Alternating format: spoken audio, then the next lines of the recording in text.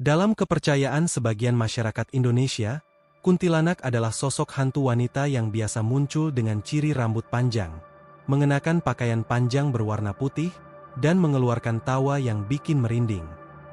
Dipercaya bahwa kemunculan kuntilanak berasal dari wanita yang meninggal saat hamil atau karena mengalami keguguran. Selain ciri-ciri dan asal-usul tersebut, kuntilanak juga sering disebut tinggal di rumah kosong atau di pepohonan yang ada di tempat sepi. Seorang pria bernama Dani menceritakan bahwa dia pernah menyaksikan penampakan kuntilanak di suatu larut malam, dan kuntilanak itu ada di kampung tempat tinggalnya. Sampai sekarang, Dani mengaku masih merinding setiap kali teringat peristiwa itu. Berikut ini kisahnya, dan selamat menyelami dunia misteri. Pada awal tahun 2000-an, Dani bekerja sebagai penjual VCD di lapak pinggir jalan. Kalian yang sudah cukup besar pada awal 2000-an pasti tahu lapak-lapak penjual VCD semacam itu. Ada VCD berisi film, ada pula VCD berisi lagu-lagu. Dani biasa menggelar lapaknya di depan salah satu minimarket yang sering ramai. Karena siang harinya ia membantu istrinya jualan makanan di rumah, Dani pun baru bisa membuka lapaknya pada sore hari. Setiap sore, sehabis mandi, Dani berangkat membawa gerobak berisi tumpukan kemasan VCD. Sesampai di depan minimarket tempatnya biasa berjualan, Dani membongkar gerobak dan mengubahnya jadi lapak untuk berjualan. Ada banyak VCD yang dijual Dani, dan ia biasa menunggui lapaknya sampai tengah malam. Di masa-masa itu, VCD sedang tren, jadi ada banyak orang yang biasa memburu VCD di lapak-lapak. Tengah malam, ketika jalan raya mulai sepi dan pembeli juga tidak ada yang datang, Dani pun mulai mengemasi sisa jualannya. Ia tumpuk kembali kemasan-kemasan VCD ke dalam kardus-kardus, lalu memasukkannya ke dalam gerobak. Setelah itu ia dorong gerobaknya untuk pulang menuju rumah. Rutinitas semacam itu telah dijalani Dani sampai lama, dan tidak pernah terjadi apa-apa. Setiap tengah malam, ketika ia mendorong gerobak sendirian menuju ke rumahnya, Dani selalu melewati salah satu kampung yang sangat sepi. Sebenarnya, kampungnya memang sepi kalau telah tengah malam. Tapi ada satu kampung yang selalu sepi siang malam, karena ada beberapa rumah di sana yang kosong tanpa penghuni. Ketika pulang usai berjualan, Dani selalu melewati kampung itu, karena memang itu rute terdekat menuju rumahnya. Dan setiap malam ia lewat di sana tidak pernah ada apa-apa. Lagi pula, Dani merasa sangat mengenali semua kampung yang ia lewati, karena ia lahir dan tumbuh besar sampai dewasa di perkampungan tersebut. Tetapi, suatu malam ketika Dani sedang mendorong gerobaknya untuk pulang, sesuatu yang sangat menakutkan terjadi, dan membuat Dani trauma sampai lama. Malam itu, seperti biasa Dani menunggui lapaknya sampai menjelang tengah malam. Lalu ia membereskan barang dagangannya, menutup lapak, dan mengemasi kardus-kardus VCD ke dalam gerobak. Setelah itu ia mulai mendorong gerobaknya perlahan-lahan menuju rumah yang jaraknya relatif jauh dari tempatnya berjualan.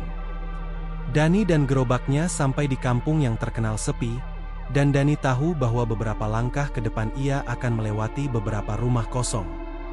Tapi itu sama sekali tidak membuat Dani khawatir atau takut, karena ia sudah biasa lewat sana. Sayangnya, malam itu terjadi sesuatu yang tidak ia duga.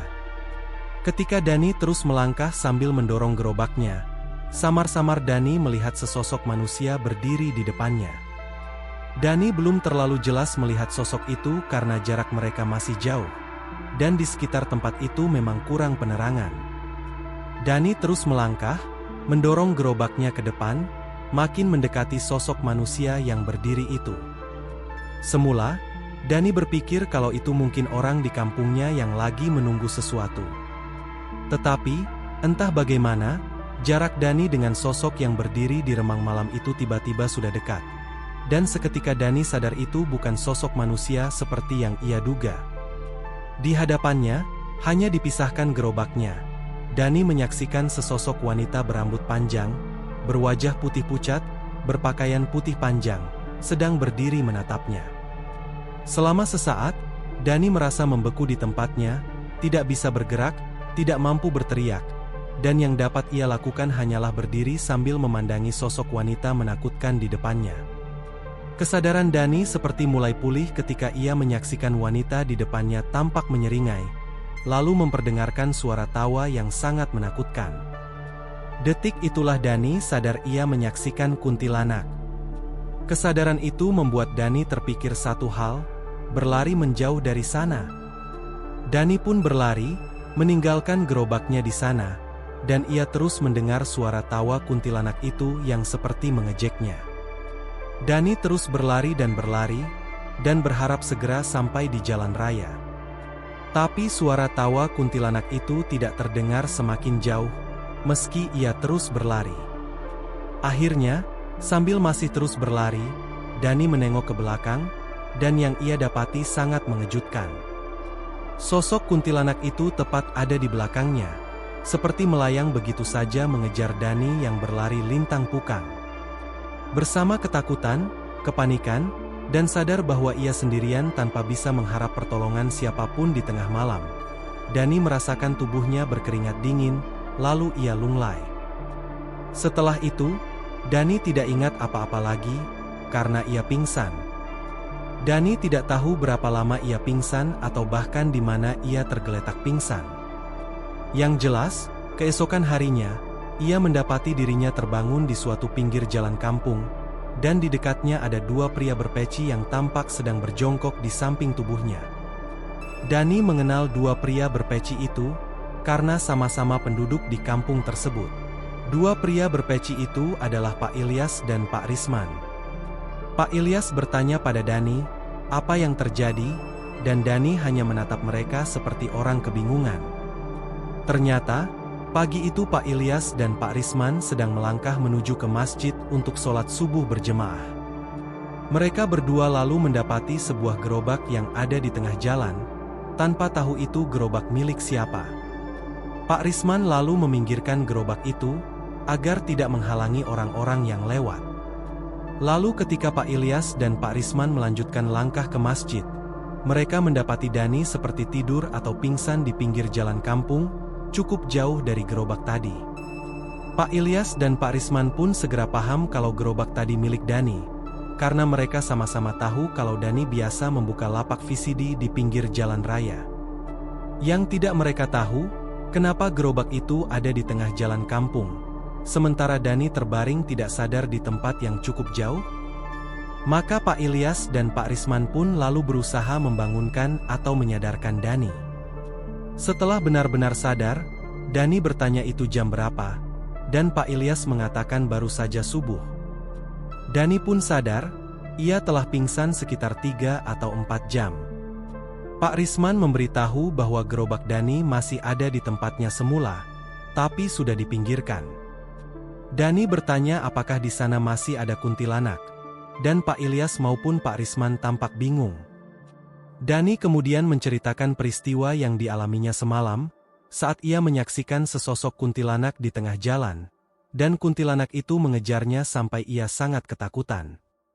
"Saya pingsan gara-gara dikejar kuntilanak," ujar Dani sambil bergidik. Mendengar penuturan Dani, Pak Ilyas dan Pak Risman jadi seperti terpengaruh. Setiap pagi, mereka biasa keluar rumah pas subuh untuk pergi ke masjid, dan tidak pernah mengalami kejadian apa-apa atau menyaksikan penampakan kuntilanak. Tapi sekarang mereka diberitahu Dani kalau ada sosok kuntilanak di jalan yang biasa mereka lewati. Pak Ilyas dan Pak Risman sebenarnya tidak terlalu terkejut, karena di sekitar itu memang ada beberapa rumah yang telah kosong bertahun-tahun, dan bisa saja rumah-rumah kosong itu lalu dihuni makhluk gaib semacam kuntilanak. Sejak terjadinya peristiwa pertemuan dengan kuntilanak itu, Dani tidak pernah lagi berani melewati jalan kampung tersebut. Ia memilih memutar lewat rute lain, meski jaraknya lebih jauh.